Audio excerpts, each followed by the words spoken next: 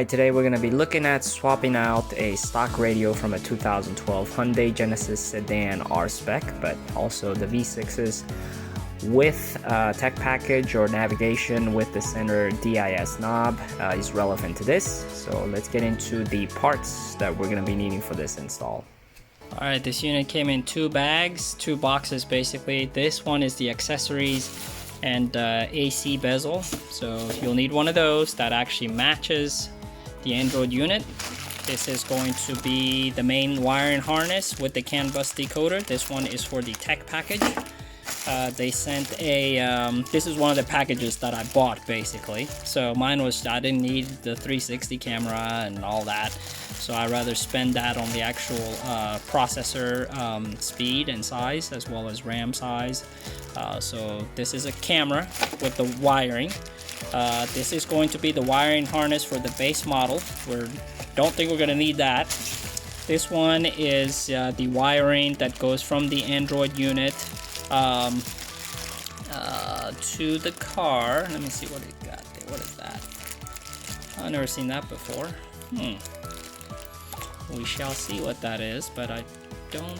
Oh, this might be to the Android unit. Yes, but it looks like this is actually the one that I'm gonna need. So this is got the GPS, the 4G, module, because basically you can use a SIM card on this Android unit, and that way you don't have to hotspot every time you use it. So if you're willing to spend, you know, 10-15 bucks a month for like a dedicated data for your car, you can do that. So this one has got the anyways, I'll open it up and show you.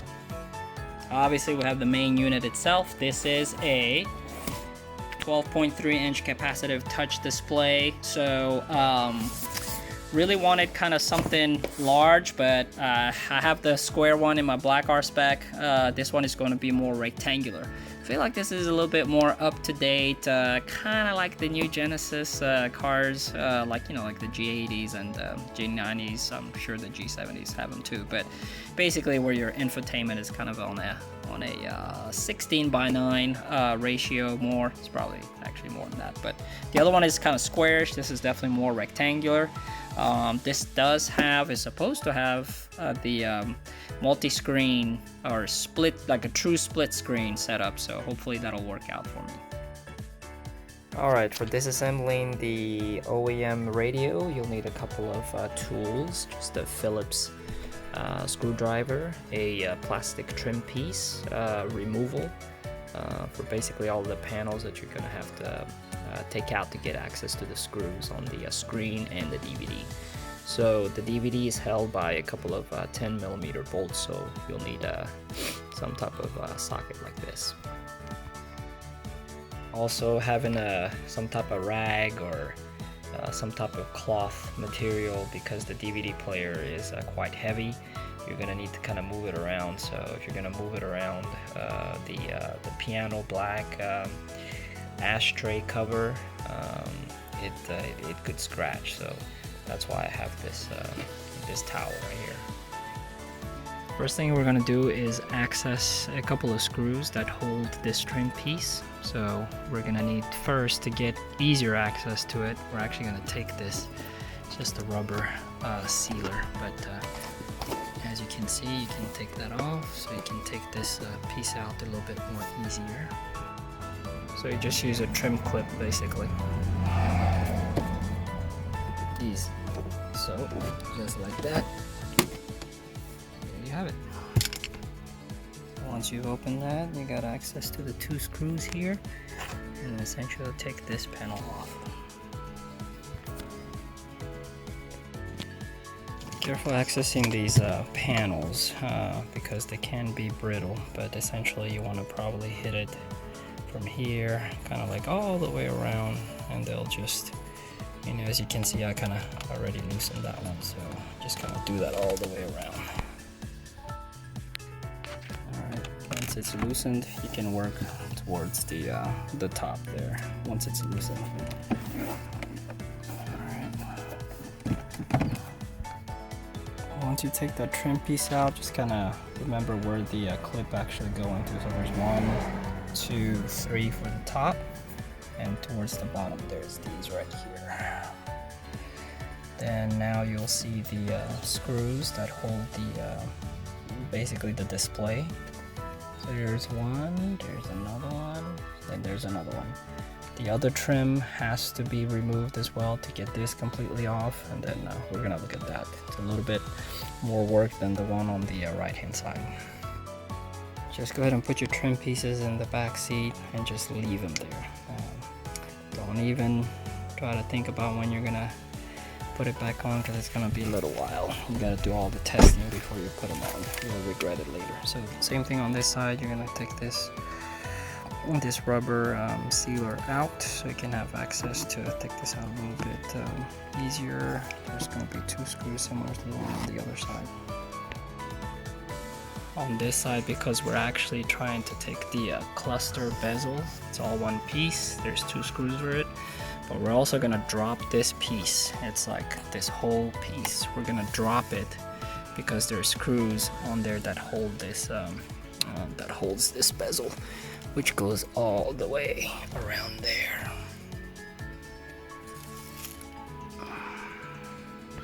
So taking out the 2 screws for the instrument cluster bezel, and then I've taken the 1 and 2, and then there's actually going to be a 3rd one all the way in the back there. Make sure you take that one also out, and then of course underneath here there's going to be one right there, and then I believe there's another one right there, and then these are just these are also clips, so you'll need to get your trim remover to kind of go all the way around. Very important note, you want to take this piece first. If you can tell, these have like these little notches that go into here, and they're kind of embedded deep in there, so you want to kind of pull out, and then you want to pull it this way. But do this one first, because obviously this piece, even though you've taken these 2 screws out, there's this one. So in case you want to pull this one first, don't do that, because it will crack. So once you've gotten this piece loose, you technically don't have to take this all the way out. You just kind of drop it enough to get leverage to have clearance to unscrew that portion.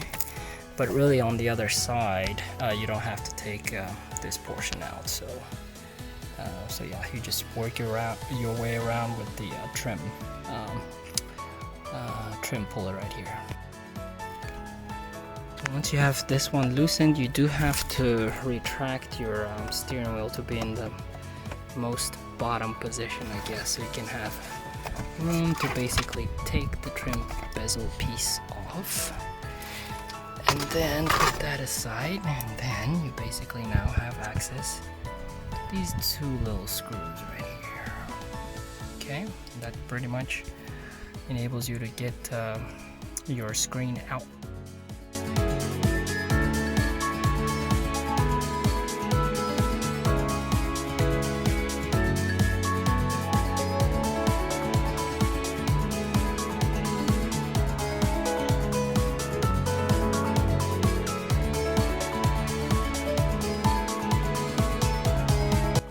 Disconnecting the HVAC wiring harness, you basically had this thing, and you had to press this tab. This thing was hovered over here, but you press the tab so that you can pull that piece down to here. Sorry, my autofocus on my phone is very bad. There you go. Needing your phone. Now that we got the screen out of there, and also with the harnesses disconnected, now we can try to focus on the DVD player, which we'll need to get access to. The main AV wiring harness is connected to it, so we're going to need that to power up the new Android unit and power up the CAN bus decoder and all that. So this, I believe, is just trim removal right there.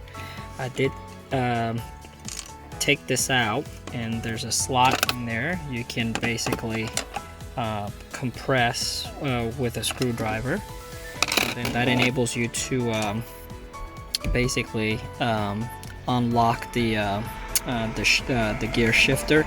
Probably have to put it in D, because you won't have enough room to basically take this this bezel piece out. With the DVD player, you'll need to take the whole DVD player out to get to the back of the harness. A bit stubborn, but basically you just kind of work your way around it. I found it easiest to, it seems like there's a little bit more space on this side to work on it. Then you just kind of go around basically until you get all the clips out. Look at what I found. Little Process Cafe.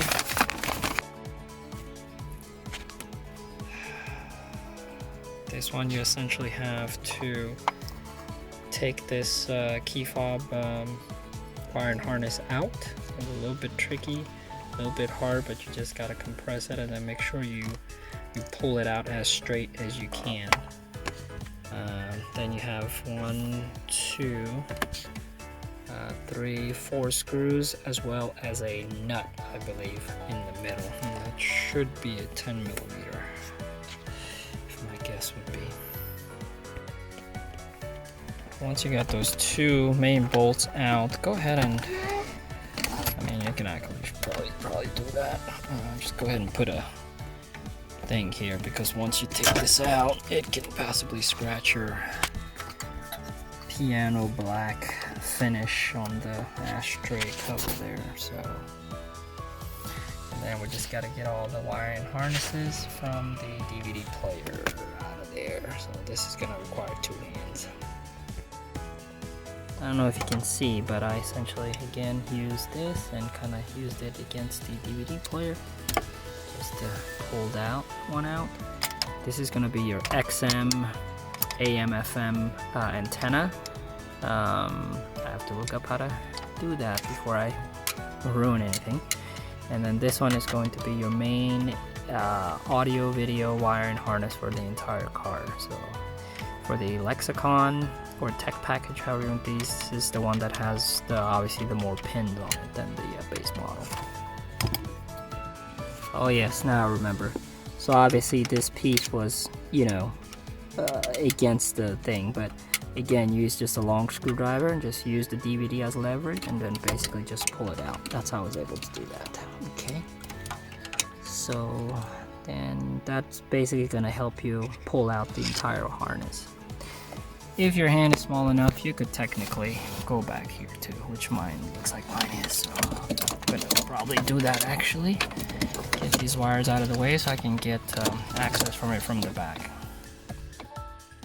Alright, on my other car, I actually connected the main wiring harness to the car's wiring harness and then basically bypassed the DVD player because I didn't use it. I was using 2 separate amps and sub in the trunk and all that. I just wanted to take complete control of the system. Obviously we're not doing that now, so and I also actually took this out and just left the bezel up on the front. So technically in my other car, it's actually, this is like hollow here. So that's going to be our next challenge, how to fit all these wires kind of back together. But that also means that the XM is also connected. So hopefully that one, I think there's no way to, the only thing I think I'd have to do is I'd have to take this out and basically buy like an adapter, which I think I may have actually. So basically an adapter from this to the head unit, but we'll see. But essentially this is what we're gonna do. So we're gonna, basically connect that like that, put it all back together, power up the screen up on top, and just pray that we get access to the amp. If not, I think the other solution is basically to put your original sound system into aux right here, and then basically run an adapter, basically like a Y adapter. It'll basically be a 1/8 inch jack right there, auxiliary, and then we'll run the wire all the way into there. And of course the output from your Android will have a RCA out. At that time, I think I've heard some people do this. I don't know if you'll have 2 volume controls. Might be nice. I actually miss having, but of course you'll have your steering wheel control, so you can always do it right here, which to me is a lot safer. All right, let's see it.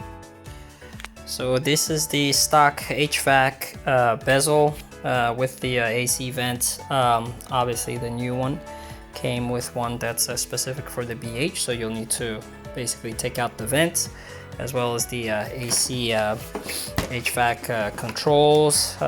This one's pretty easy. I got a couple of screws here if my phone would ever focus. So you got 1, 2, 3, 4, 5, 6, I believe. And then the vents, I think they're just a couple of screws, and then the other ones are just kind of like there's one right here. Then I believe they're just clips. See how it's just kind of clips right there. Oh my god, come on, focus. There you go. So yeah, same thing with right here. You're gonna need just to slowly do with a screwdriver. Kind of forgot the routing of this, but basically 2 screws only. So there's one right here, and then there was one that was right here by this notch. And then you had basically these kind of clips there. So that's basically it. And then so this is what it looks like. Whoop. This is essentially the vent. Same thing on the other side, and then we'll take out the AC HVAC control. On the HVAC controls, you'll have some clips basically. Kind of goes into a notch like that. So there's 1, 2 there. And then I believe those are the 2 main notches. And then obviously the screws hold it, but you just have to push it from the outside going in. And it just falls. Alright, we have finished basically swapping out the vents as well as the HVAC controls. A couple of things to take note. The HVAC control takes only 3 screws. So there's 1, 2, and 3. Nothing here on top because there's nothing to catch on the other side. So whereas opposed to the other ones had all those 6 holes had places for you to actually screw in. The vent control only took 1 screw, one screw instead of 2 on the original one. So just kind of be mindful of that. So you'll have extra screws, but this is basically what it's gonna look like. This is what the unit looks like. It's in the back. Obviously, this is the back of it. Let's see here, like this. It's got the fuse there for the main power source. This one has got an external fan, it looks like, so I have to figure out where to hook this one up. Obviously, that's going to be your main antenna. We'll go over how to get local AM, FM because we're bypassing the XM on the car, so that's why this will come in handy. Then, of course, your GPS as well as your 4G. So I believe that's going to be for the basically for your data, so you can have some type of antenna also. And obviously this is where all the wiring harnesses go, so that's where like your ins and outs, USB interface and all that. Alright, very important to connect your CAN bus decoder to your car. Just kind of double check that it's the correct one. 08 to 13 usually in Korea. These were made about a year before it came to the States, so this sounds about right. Instead of the the conventional 9 to 14, this is 8 to 13 for a BH. I mean, I've bought so many of these, I like remember the code on here, these letters that mean nothing to me. But make sure that it is connected, and if you can, you just kind of trace and make sure that the other part is also going to be connected to the back of your unit. That way you know that it's actually going somewhere. I know I've heard some people say that, hey, it doesn't work, and then when they actually looked at where it went, it wasn't connected, and then it worked after that. This is so that your HVAC, again, your HVAC as well as your steering wheel control can work, as well as the HVAC display on the new unit. Yeah, so this time I'm going to do something a little bit different. I'm actually, because I'm using the amp, I'm actually going to connect this to the DVD player, connect this to the harness. We'll see how that, let's see if that actually works. The unit attaches to their own specific customized bezel. It's got 4 little tiny screws. Of course, those come with your wiring packets right here. So if you're going to be using the stock amplifier, stock speakers, you're going to need to transfer over the optical cable that's connected onto the stock audio harness, and you're going to remove that and replace it and place it on the new aftermarket harness. That way basically the amp is the DVD player is still the source at this time, and you're actually just using the auxiliary port on the DVD player.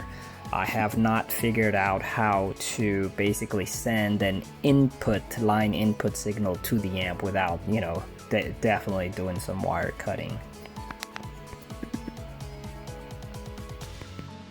And how you replace this wire and place it on the new one is you're going to use a very small pick.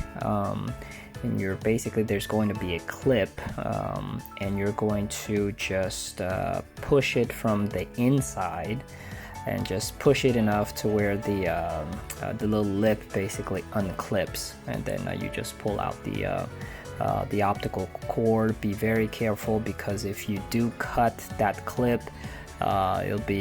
if you cut the clip on the actual OEM optical cable, it probably would be a very bad afternoon for you, or day. Alright, GPS, run it through there, basically inside here, a little trim remover tool, just run it in there, and essentially we'll just run it inside here like this.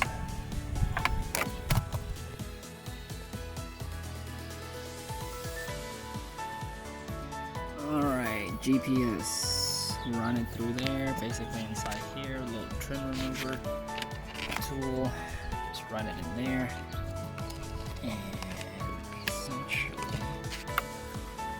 just run it inside here like this. Well, we got sound, so that's the reverse camera. I still need to run that that wiring. But basically put the optical cable in the new one, so now everything works. Now what you're gonna have to do essentially is put so this is actually my radio on this thing, right? So now you have 2 volumes basically. You have the DVD volume, and then you'll have the volume on your thing here. So you permanently then hold this on the aux position, and then of course this is the adapter. So this is a Y cable basically. It's a 1/8 inch or 35 millimeter aux cord into an RCA. It's like $7 or $10 off of Amazon. So yeah, I guess all is good. Don't really need to trigger nothing, so all is good. Let's see here, my CAN bus decoder. Man, my phone is just not focusing at all. It sucks, but yeah, that works too, so all is good. Okay, 2012 R-spec, Chinese Android radio. So I just wanted to kind of, while I have this open and all that. So on the CAN bus decoder, it does display this, but you know, these Chinese units, as we know, I've had a couple of these now, precisely 5 different ones, but that's neither here nor there. Shows up as 63, right? And it doesn't change. Okay, so everyone's had that issue, but we go here, we press dual and mode together, long press, and then it changes to Celsius. And now it works, as you can see, changes on the increments. But if you're not familiar with Celsius, you know, how do you do it? Well, it seems that on this one now, on my other Chinese unit, on my other car, it really didn't matter if I changed it to Celsius, basically. I mean, Fahrenheit, it wouldn't do it, but it wouldn't change. So now there is this app on here, or there's this settings called My Car, and I did find that on the AC settings on here, You can change it to, so you go to AC settings, okay, and then you can change this to Fahrenheit. So we're gonna do this to Fahrenheit, and we press confirm. And once it does that, once I do this, it does change to Fahrenheit, but if you notice, it is actually working. So that's actually promising. So while you have all the panels out, one thing to do probably to save you some time in the future is to run any future project wiring, such as front camera projects, or maybe even a 360 camera. That way you don't have to reopen all of the bezels. So what I suggest is running everything towards the right hand side of the panel, because that one you only have to take a couple of screws out for that. And I would just bundle it up and just, you know, leave it by the AC vent, and then you can just cover everything up. Then next time you are doing that project, then everything will be ready there without having to dismantle the whole car. This isn't really a necessary part of the installation, but I think I'm gonna run my USB in here on the back of this, and basically just run the actual USB towards this side so that I can kind of come down here. That way I can use this compartment that is never used for a little slot for USB space, I guess. Typically I have it on a USB hub, but for some reason this unit doesn't, anytime I put a hub in it, it doesn't recognize it, but it's only like one. So good thing it actually has 2 ports, because I need more than 1 port for sure. Alright, just put a little notch here, so hopefully this can close properly. Oh, I think I have to notch the other side too, so we'll do that as well. Alright, so we got it in there, and yeah, I mean, if you want to clean it up or get one of those female ports and actually secure the female port on here so it looks a little bit cleaner, that's fine. But at least we got it in there. We got the trim piece back on, so all is good there. Alright, while I have this out, taking the trunk sleeve, or the trunk license plate, the trim sleeve. The most challenging is probably going to be this long yellow one. That one is just cut. There's a few of these. These are actually fairly easy to pry off. The blue ones, the teal ones, have found that actually that right there was also very hard to pry off, you know, without breaking it basically. But you will need a long needle nose plier. Obviously what I did here is here's the original cam wire. There's a grommet here, rubber grommet, so you just pass that through.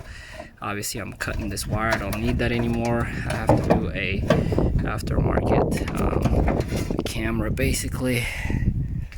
So when we look at it, oh, let's review the tough spots. There's this long yellow one.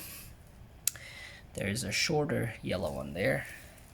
Again, those just kind of broke. I managed to needle nose this to, I kind of basically cramped it right here to kind of release it, and I kind of pushed on here. Same thing with these actually are intact, so I should be able to just pop those back in.